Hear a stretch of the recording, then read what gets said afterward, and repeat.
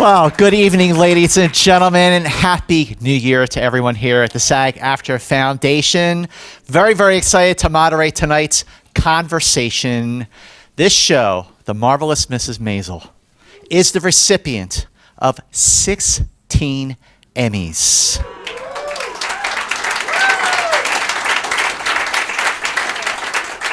Including Best Comedy Series. It is the recipient of 3 SAG Awards, including Best Acting Ensemble.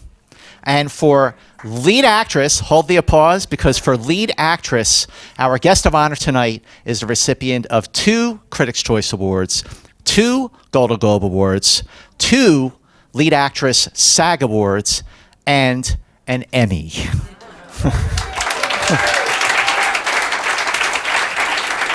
Ladies and gentlemen, please welcome Rachel Brosnahan.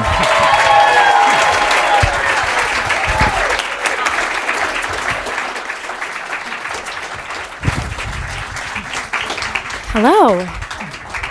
So that intro was filled with a lot of accolades, and all that kind of happened just in the last couple of years. What has that whole process been like for you to reap so much attention for something so fast? It's been a complete whirlwind, and one that I feel like I won't have any real perspective on until about 10 years from now, when I look back at this moment and I'm like, what the fuck was happening?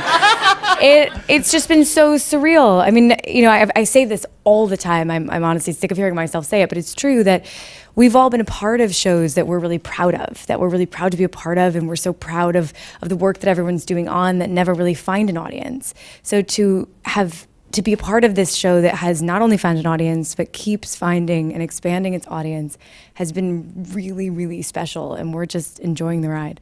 I just read today that season 3, the ratings for Amazon Prime have far and away exceeded those for seasons 1 and 2. So crazy. I mean, we felt it. We felt like for whatever reason that this year people found it, or I guess there's enough of it that you're not scared that the show's going to get canceled and there'll be no more of it. You know, I've been a part of those too. But yeah, that's crazy. You know, so when I was watching season 3, which I watched in 2 days, totally binged, I shut off my phone. I was like, just was in front of my, 60-inch TV, HD. It was awesome. Watching season 3, so between the military base, Vegas, Miami, the Apollo, the production value for season 3 was through the roof. What was that like to be a part of a season that just was so much bigger in so many ways? It was insane. Amy is just, every season she says, we're going to make it bigger, we're going to make it better. And I think a lot of people say that. And then you show up on set and you're like, Jesus, there's 850 background actors on this show. This is so much bigger. It's wild. Amazon has a lot of money. That helps. That helps, yeah. But it's been really cool. I mean, the world has gotten to expand. We've gotten to travel, which has been really fun as a cast and a crew. We feel like we're going to Maisel summer camp. We get to all hang out together somewhere else, somewhere exotic, like Miami or Paris or Queens. Queens, yeah.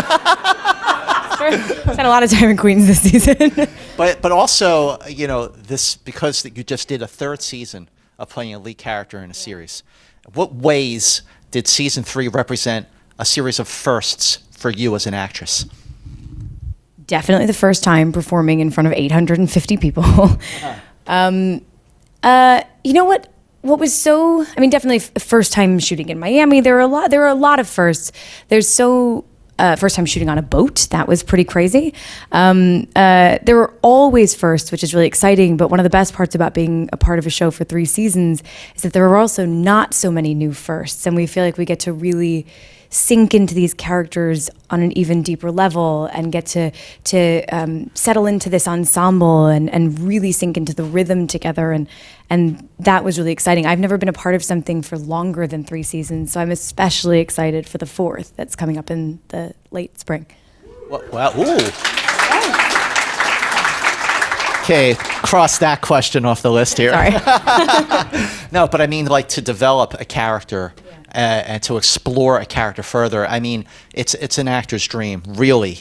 But to explore a character like Midge, who is way ahead of our time in so many reasons. I mean, the show takes place in 1960, we're up to now, but so much about the show is so current and relevant today. Single mother, pursuing your career, balancing your family. I mean, how rewarding is it for you? Like, how giddy do you get as an actor to be able to flesh out a character like that? I mean, this character has been a dream and a half. We talk so often about how there's a lack of three-dimensional female characters at the center of their own stories, especially in period pieces. We know that history is told about men by men for the most part. And so to be a part of a period piece that is about a woman, and a woman who's breaking barriers but sometimes doesn't even know it and sometimes doesn't even want to be, is really exciting. And it's created by a woman. We have women in so many leadership positions across the show. Our editor is a woman. We have women in the camera department. We have female ADs, female first ADs, which is really exciting. It's been amazing. It's nice to know that like Midge is moving the needle, but also this show, even in small ways, is moving the needle forward too. But at the same time that Midge is moving the needle and breaking boundaries, you as an actor are doing the same thing because you are playing this character on the show that people are noticing and paying attention and talking about Midge. Yeah. And so what's it like to have your growth as an actor playing Midge mirror Midge's growth as a woman who is not defined by motherhood? It's wild and really cathartic. This is a role that I never thought I would have the opportunity to play for a lot of reasons. I not that funny, like all on my own, and spent a lot of time dying and crying on television, and this was not really where I saw myself headed. I don't think it's where anyone else saw me headed either. Sure. And that's a dream. That's a dream I never knew I had, was to be playing a stand-up in the 1950s. It's pretty insane. But it's been really cool to hear all the different ways that people connect to the show and to the character and who they watch it with. I love when people tell me that they watch the show with their daughters or their sons or their grandmothers or their moms or their neighbors. There's a real community surrounding the show. Midge has obviously gotten very confident. I mean, just in the third season alone, more confident. Came out of the womb that way. Well, she is very resilient, and even in the face of the unknown, she remains so positive. Yeah. But at the same time that she's gained more confidence when she's doing her stand-up, how has that mirrored your own confidence playing Midge? I would love to bottle a fraction of Midge's confidence and hold on to it for a rainy day.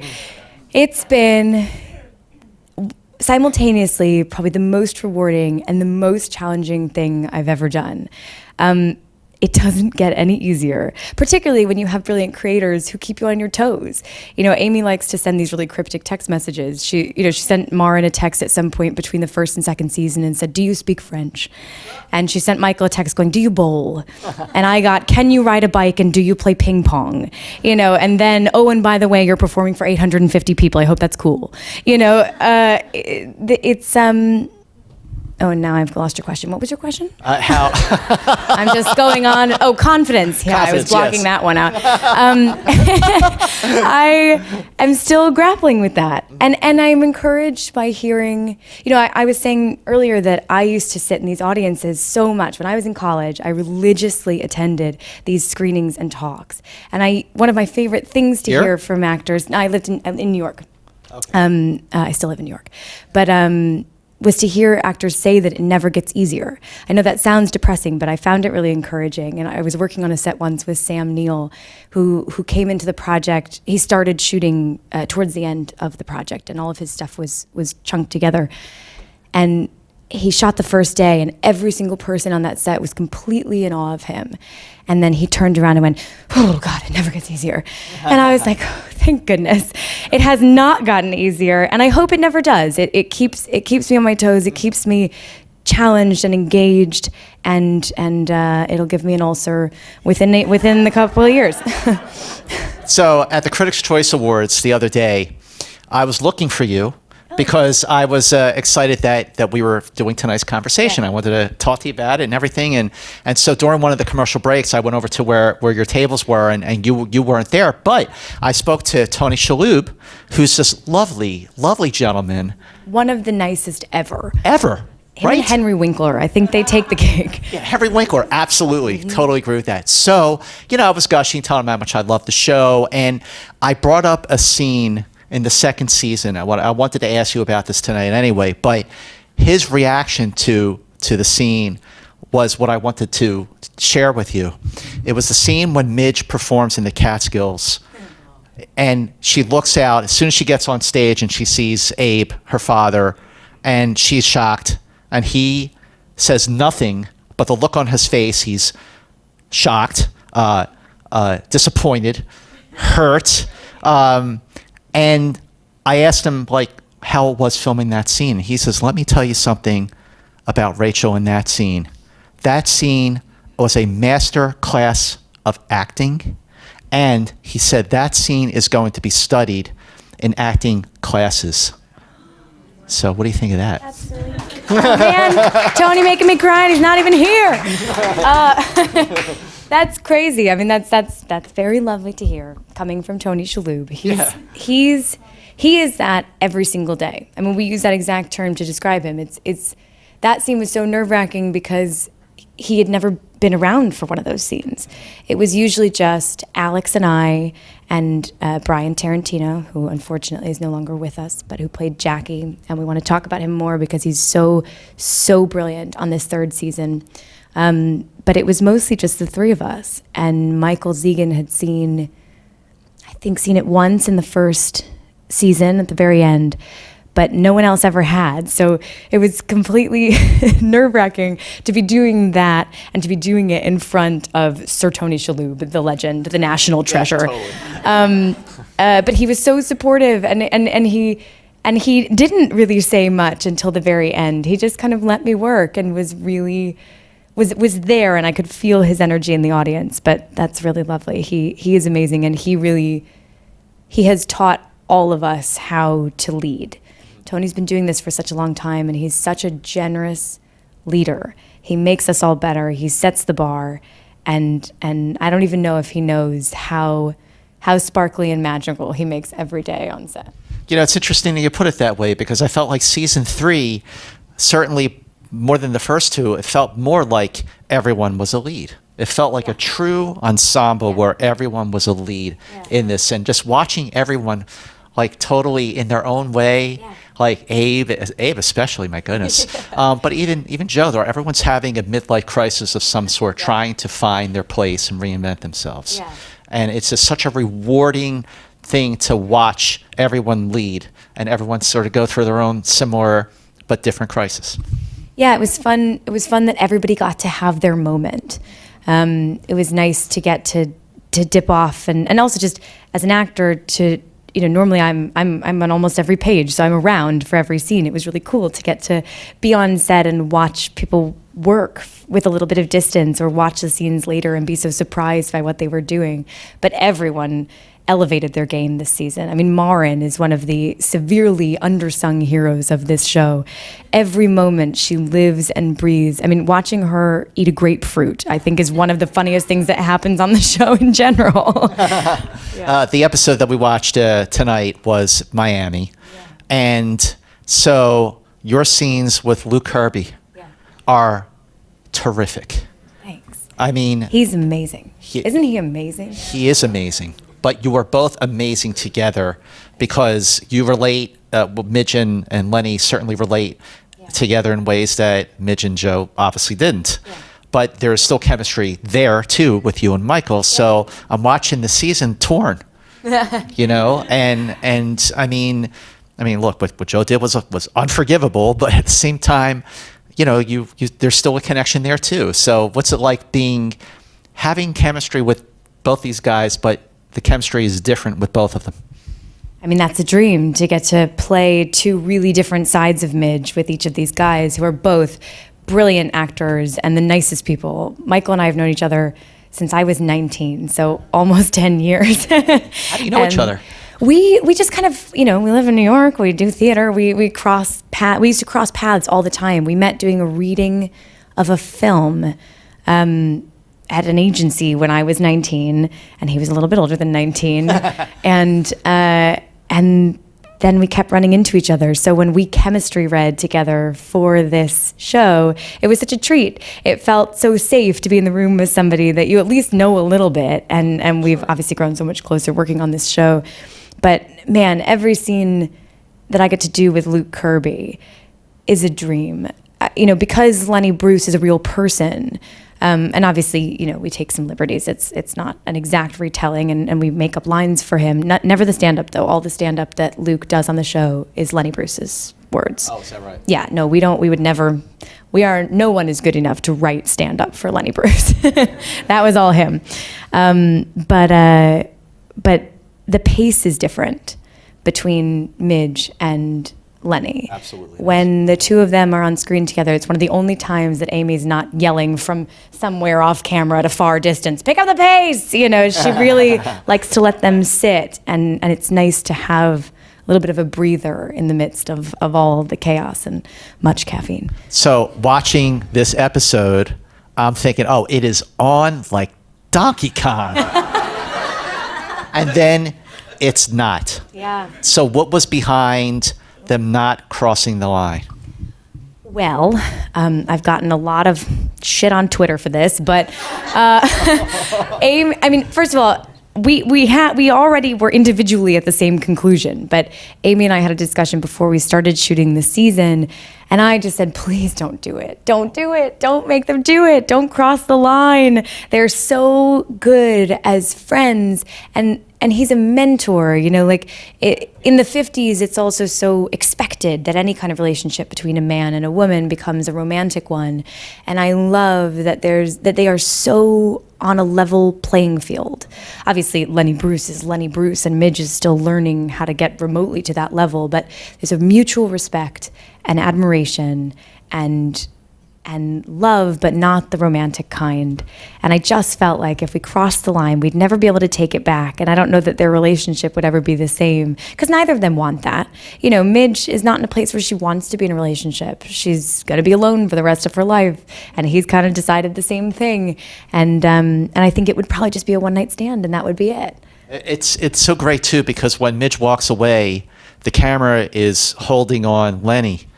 And, instead of just like walking into his room and shutting the door, he just kind of like leans again. He just like looks up and just, you don't know really what he's thinking, but he's definitely thinking something. Leaves it like on a haunting note that it stays with. What was he thinking at that moment? But sorry, I digress. Yeah, that moment is beautiful.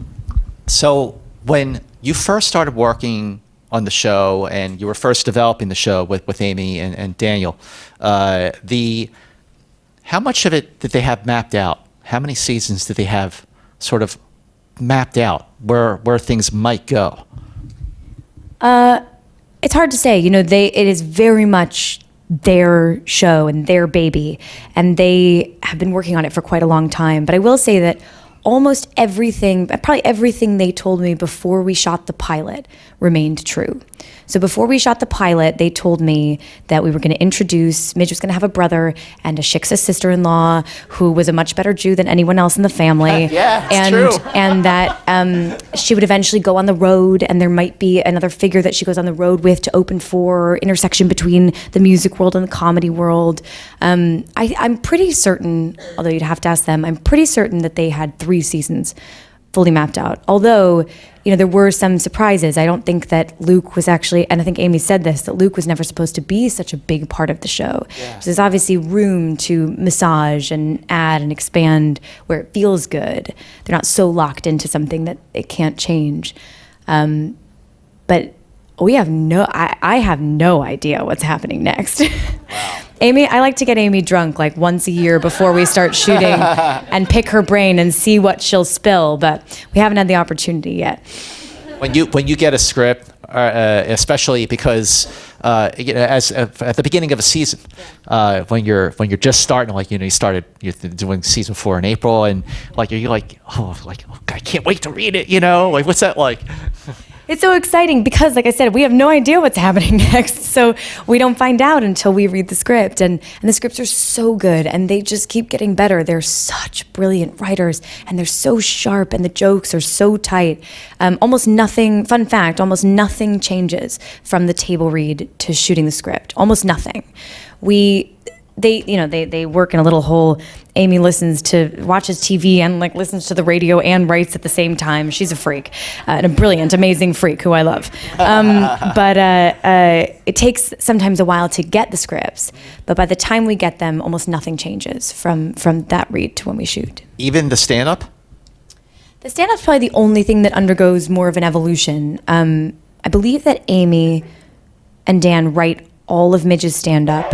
But some of But some of the other writers write the other comedians' stand-up outside of Lenny, which is all Lenny Bruce's. And there's sort of a punch-up process that happens. We have some stand-up comedians on staff who punch up some of Midge's jokes.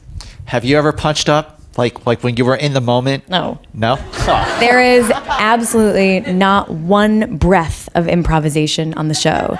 And that's a testament to how brilliant Amy and Dan's writing is. Genuinely, not one breath. Our script supervisor will run in, and we have a very love-hate relationship with this, but mostly love. She'll run in and say, oh, you dropped the but, or you're saying and, but actually there's no and there. It's just I, or it's the sentence starts. And every once in a while, they'll run in and go, you're saying it is and it's. And we're like, but they're right. But Amy's right. It makes it better. There's a rhythm and a musicality to the way the characters speak. And when you drop even a fraction of a beat, the line bumps. But see, that's also a testament to your brilliance as actors, because you make it seem so natural that Thanks. If you did say that, oh yeah, we improvise a lot, I totally believe it. I think the only person who's ever improvised is probably Matilda, who plays Zelda, because every once in a while Amy will let her add a curse word in Polish. She speaks Polish and no one else does. So every once in a while Matilda would say, I think this would be a good curse word to add here. But that's about it. Yeah, you're from the beginning, your volley, your chemistry with Alex has been fantastic. Thanks. How has that evolved through the third season? We've just grown closer. We didn't know each other at all before we started doing this show, but we also had a chemistry read, and it just worked in a way that made absolutely no sense, and like it doesn't with the characters. It worked right away, and there is also a lot of love and respect and trust there, and I think that was pretty inherent from the beginning as well. Alex is everyone is amazing, but Alex is the only person I trust to be like, that sucked, do it again. And that's one of the greatest gifts you can give someone. She probably wouldn't say it like that, but I once asked Alex for advice about the stand-up in one of the first episodes, and she just went, don't fuck it up. And I appreciate that. The amazing thing is when you're rehearsing and you're prepping as an actor, you're memorizing your line. By the way, hold it. How do you memorize your lines? I'm someone who memorizes by doing. I've observed so many different ways that people memorize lines in the last couple of years especially, but I have to just keep saying it. I have to say it over and over and over again. So my poor dresser and hair and makeup artists who are with me all day long while I'm just running and running and running and running and running with a PA or an assistant or whoever's around, just runs lines with me all day long. My husband runs lines with me when I get home at night. We stay up very late, just running and repeating. And the way I memorize the stand-up, because it's so fast, you can't trip, you can't pause, you can't correct. You kind of have to start over if you miss a beat. So that's how I learn it too. If I miss a word or a beat, I start over from the beginning. When you were rehearsing dogs hate me. When you were doing the first season or prepping for the first season, and you're, trying to figure out the rhythm, the accent, and how did you land on the version that you eventually ended up playing? How did you sort of workshop Midge into a rhythm and an accent that you ultimately used?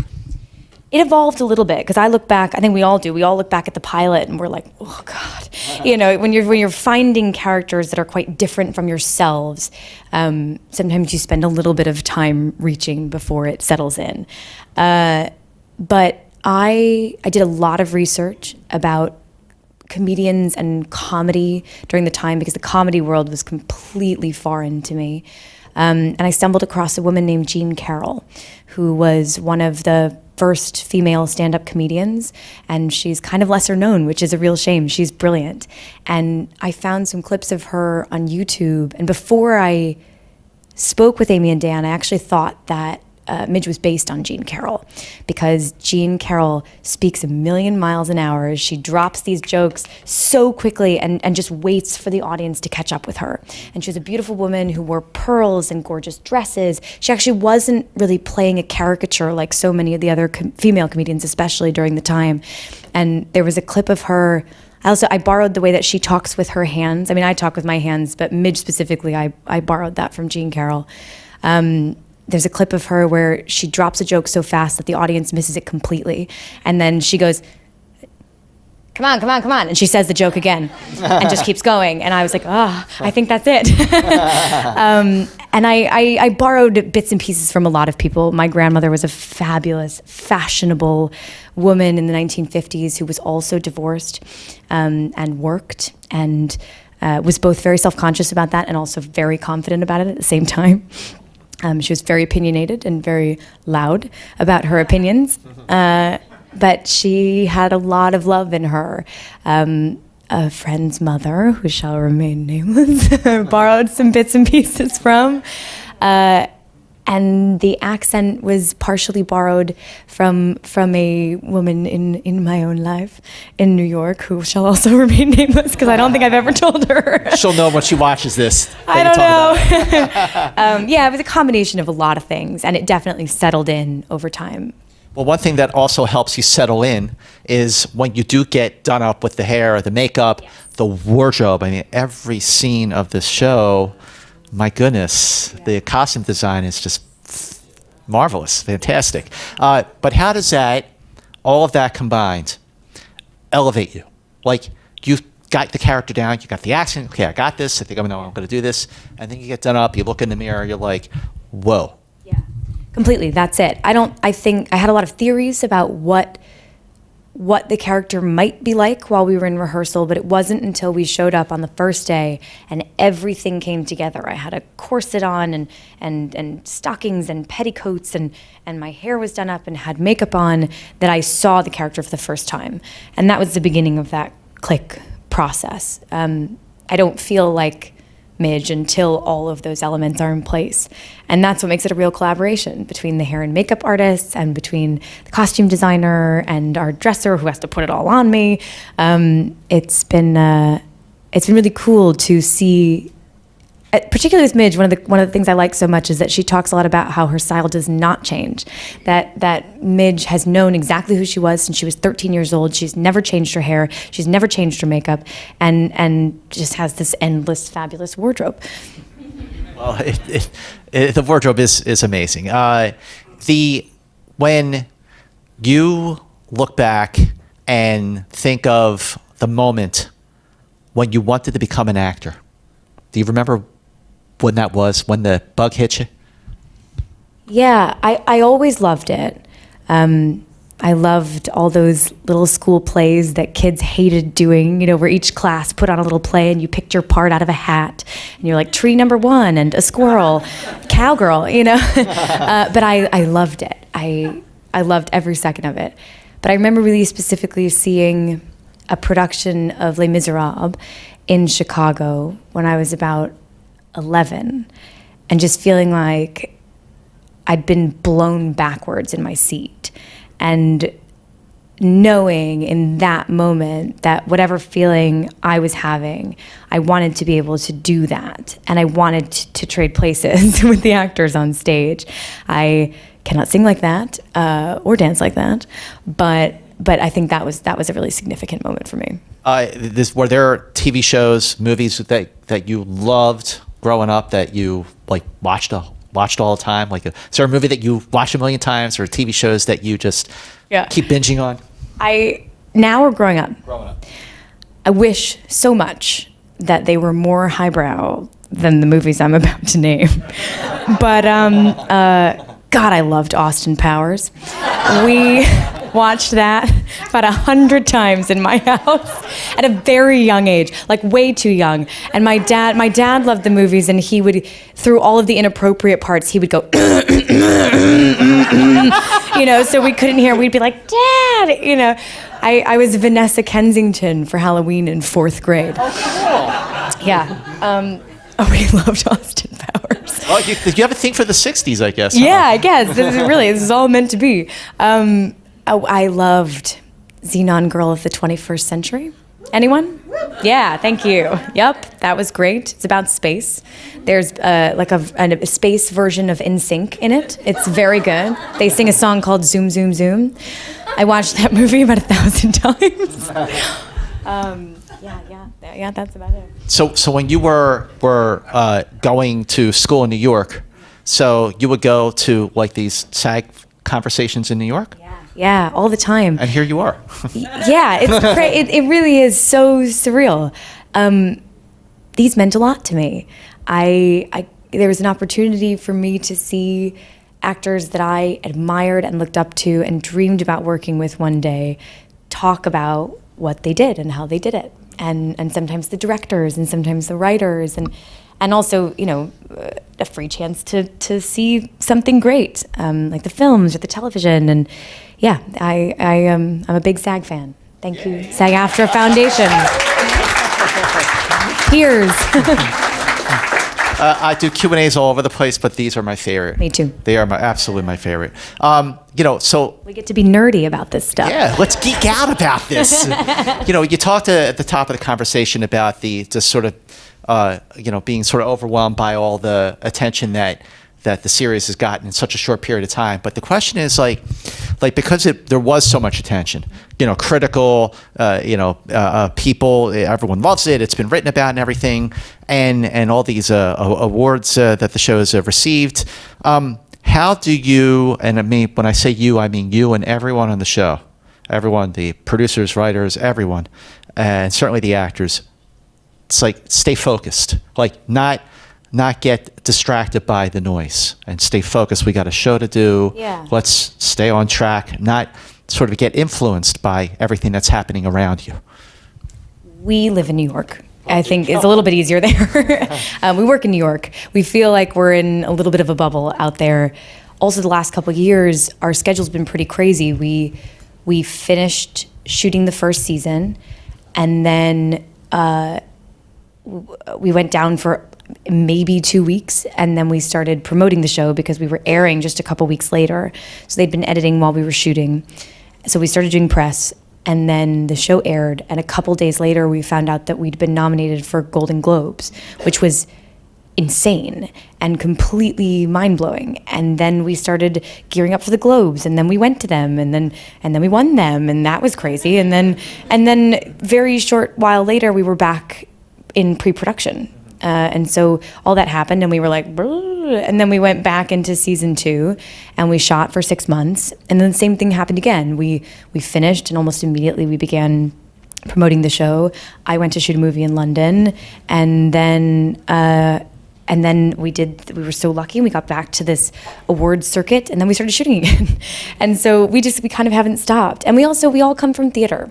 We all know that this stuff comes and goes, and we're so lucky to have it while it's here, and we might not again for a while, who knows, but while we're in it, we get to enjoy it, but the work comes first, and you can't not focus on this. You'll never be able to do it otherwise. That by the way, that Golden Globe, when they got the first time, that was why I watched it. I was like, I gotta watch this show. A lot of people said that. They found it that way, which was I found it, so you could thank, really cool. I think what Tina the Fey. HFPA. HFPA, go HFPA. So here at the SAG-AFTRA Foundation, we get questions submitted by the audience on these really fancy red cards. So Veronica has a question. Hi, Veronica. See, Girl Gang? Hi. That's Veronica. Oh, nice. Her question is, what was it like auditioning for Midge and the Palladinos at Amazon? What was that process like? Again, totally surreal and crazy, and I still can't believe I'm here. But I did an initial audition with the casting director in New York, just casting director in the room, put it on tape. had very limited time with the material. So I wasn't fully memorized. I tried, but it was a lot of material. The audition scenes were the opening wedding monologue in the pilot, the breakup scene with Joel, and then the meltdown stand-up that finished the episode. So it was a lot of words and really fast. And so I left that first audition being like, kill me. That was the worst. I'm never going to have another job. Retail therapy, ice cream, petting my dogs. I was like, God, this was a terrible idea. Why did I do this to myself? And then my husband was working in Vancouver, so I was up in Vancouver. I had gotten the plague, the worst sickness I've ever had in my life. Like, usually, even if you have the flu, like, you begin to see the light after like 4 days at least. You're like, I see to the other side. 10 days later, I couldn't get out of bed. And I was like, I'm dying, I think. And then I got a call saying, they want you to come to Los Angeles and screen test for Amy and Dan. And I was like, I will die. But I literally couldn't get on a plane. I had some kind of like crazy thing and I couldn't get on a plane. And then I heard that they were going to move on if I didn't get on a plane. And so I was like, I'm going to get on a plane. Wow. And I was so on drugs and so sweaty. And I went into this audition like sweating and I was slipping in and out of my shoes. I had tissues stuffed in every pocket. I was doing that thing where I'm like, hey, why don't we because I don't want to touch you, And I took off my shoes at some point because I was so sweaty. And we did every scene like 4 times. I blew my nose a lot. Amy told me to powder my face because I was so sweaty. All I remember is being sweaty. And I blacked out completely. And that may have been how I got the job.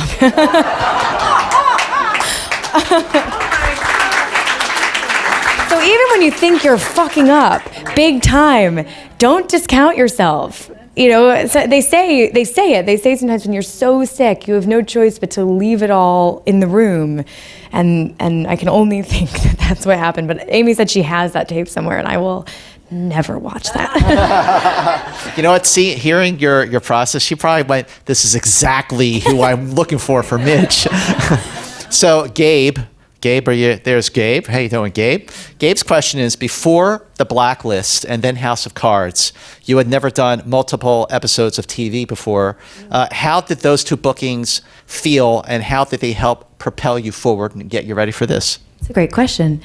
It was nice to get to sit with a character for a second, but also to see how in TV, how those characters that are loosely recurring change so much from episode to episode. So on House of Cards, for example, I was only supposed to be in 1 episode.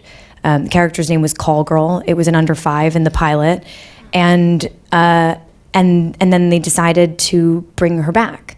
And then they decided to bring her back again, but there was really no plan. So, all that work you do about like backstory, I'd make up all this stuff and then suddenly it would be like, she's from Virginia. And I was like, oh shit.